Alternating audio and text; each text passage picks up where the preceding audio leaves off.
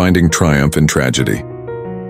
A biblical reflection on Romans chapter 8, verses 18 through 21. Have you ever looked at your life and wondered, why this pain? Why this struggle? Maybe you're there right now, facing a mountain that seems impossible to climb, dealing with a loss that feels unbearable, or fighting a battle that's draining every ounce of your strength. I want to share something with you today that changed my entire perspective on suffering. It's found in Romans chapter 8, verses 18 through 21. And these powerful words have been a lighthouse for countless souls in their darkest storms. The Apostle Paul writes, "I consider that our present sufferings are not worth comparing with the glory that will be revealed in us. For the creation waits in eager expectation for the children of God to be revealed.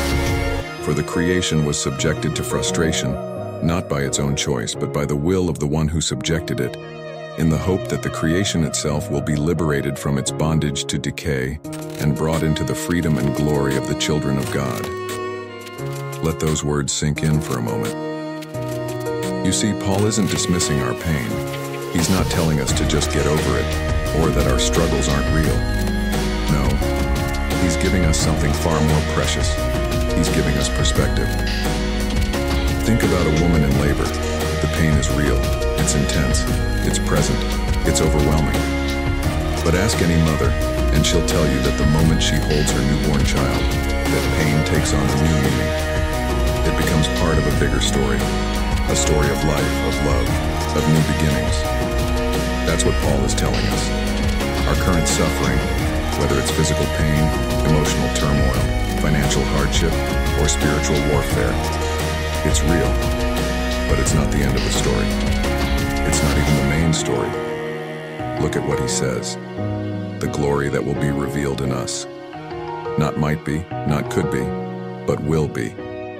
There's certainty there. There's promise there. There's hope there. And it's not just us.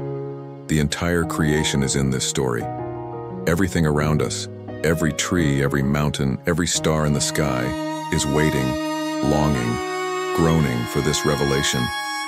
We're part of something so much bigger than our current circumstances. I remember sitting by my father's hospital bed during his final days battling cancer. The pain was real. For him, for me, for our entire family. But even in those dark moments, these verses reminded me that what we were experiencing was not the period at the end of the sentence. It was just a comma in a much greater story. You see, what Paul is telling us is that our suffering has a purpose. It's not random. It's not pointless. It's part of a divine narrative that's moving towards something glorious. The frustration, the bondage to decay, it's temporary. Freedom and glory are coming. And here's what I want you to understand today. Your pain is not permanent, but your purpose is. Your struggles are temporary, but your story is eternal. What you're going through right now is preparing you for the glory that will be revealed to you. So here's what I want you to do. Take out your phone, open your notes app, or grab a piece of paper. I want you to write down your current struggle. Name it. Acknowledge it. But don't stop there. Under that, I want you to write these words. This is preparing me for glory.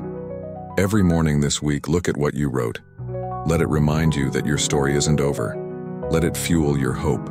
Let it strengthen your resolve, because the triumph that's coming will far outweigh the tragedy you're facing. Share this message with someone who's hurting. Use tragedy to triumph, to tell your story of hope. Remember, you're not just surviving, you're being prepared for glory. This is a reminder that your present suffering is making way for future glory. Stay strong, keep believing, and never lose hope.